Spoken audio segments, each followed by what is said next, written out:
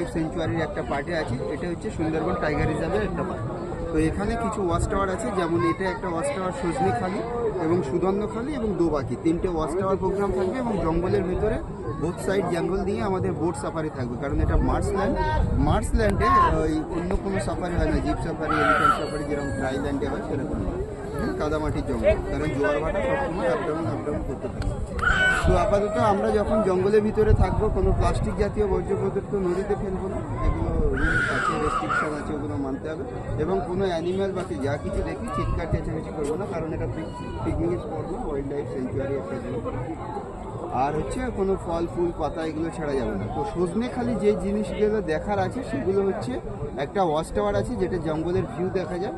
দ্বিতীয় আছে হচ্ছে একটা turtle fond, endanger species turtle, এর নাম হচ্ছে Northern river terrapin, scientific name Batapur বাসকা। এর প্রজনন বাড়ানোর জন্য এখানে একটা মেটিং পয়েন্ট করে হ্যাচিং পুল করে এখানে সিস্টেমেটিক্যালি বাড়ানো চলছে, কারণ IUCN এর রেড লিস্টে আছে।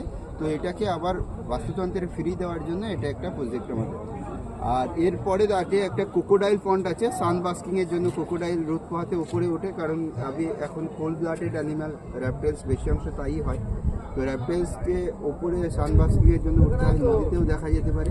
কিন্তু মেন হচ্ছে এই পূর্ণিমা গেল, তো এখন আমরা যে সাফারিতে যাব সেই সময়টা বেসিক্যালি জঙ্গলের টাইমটা হাইটাইট থাকবে, মানে জোয়ার থাকবে। জোয়ারে অ্যানিম্যাল যেহেতু চরটা পুরো ঢাকা পড়ে যায়, তো অ্যানিম্যাল সেইভাবে মুভ করতে পারে না।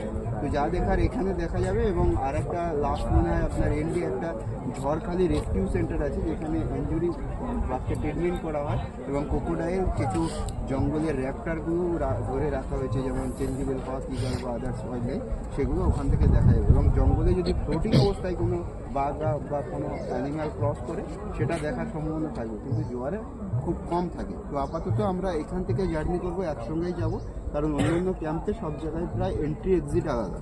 তো একজন থেকে যাবে সেটা প্রবলেম হবে। তো আমি যখন আপনাদের ডাকবো তখন এই MV জলধি অন বলে আমাদের বোর্ডের নাম, সেইভাবে আমি ডাকবো আপনাদের। তো আপাতত আমরা যখন যেটা ডিসকাস করার মনে হবে করবো, এবং আপনাদের কোনো কোয়ারি থাকলে আমাকে জিজ্ঞাসা করতে পারবো। তো আপাতত আমরা এন্ট্রি